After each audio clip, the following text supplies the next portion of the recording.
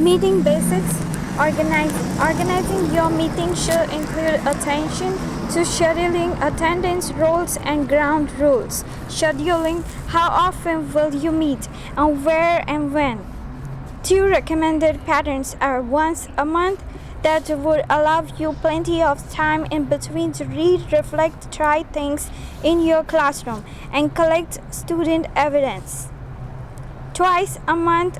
In once a month meetings, your group will not exhaust all there is to talk about under each topic and all the teacher reflections and student work there is to process.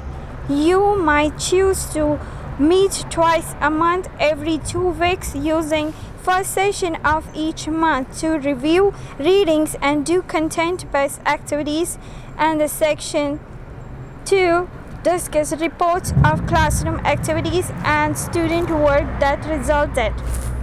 Attendance. It would be wise to have an explicit expectation that all members commit to attending all sessions except, of course, for emergencies. This is important both for continuing of content and also for the creation of a group atmosphere that fosters open discussion.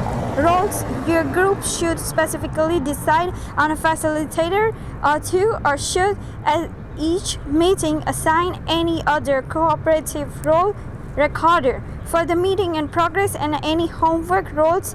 Responsibilities for the following meeting. Each group needs at least one logistical facilitator or coordinator who reminds members before each meeting, sets agendas, reserves space, and sees to other logistics as needed, and collects any material needed. Copies of reading. For example, each group also needs a meeting facilitator who keeps meeting moving, monitors participation for adherence to ground rules, and the like.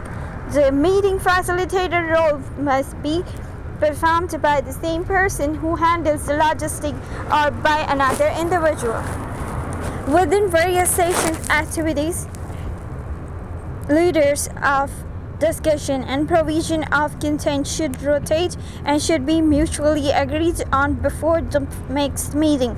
For example, if a group member commits to trying a particular differentiated, presenting the appropriate reflection and student work to the next meeting, reporting on what she did, calling on her partner observer to explain what she was, and so on. She would be responsible for bringing to the group the questions she wanted to discuss.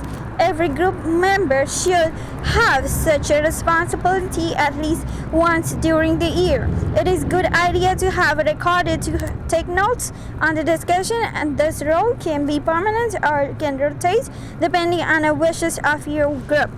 Ground rules. Night on freshman mission grounds. Have a discussion at the beginning of the first meeting about ground rules.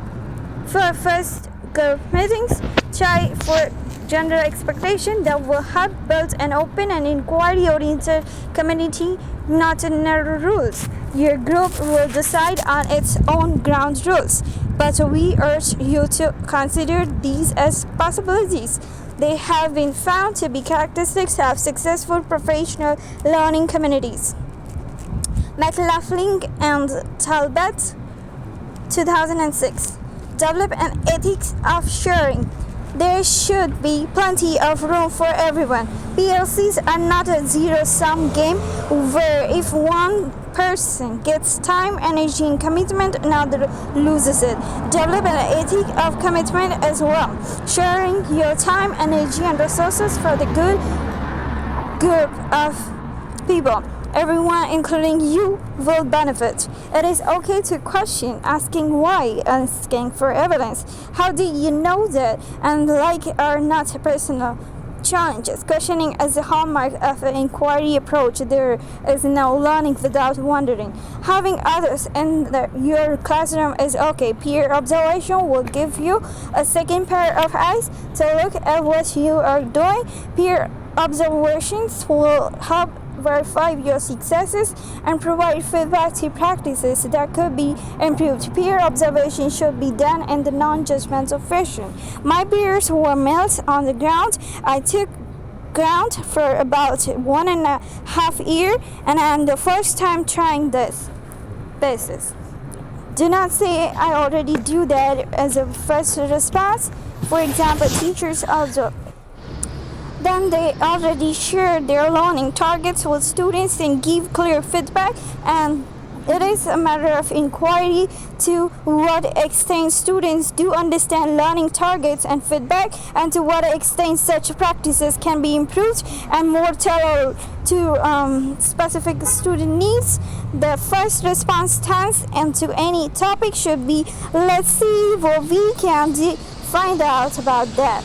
Creating effective agendas. Next time. Thank you.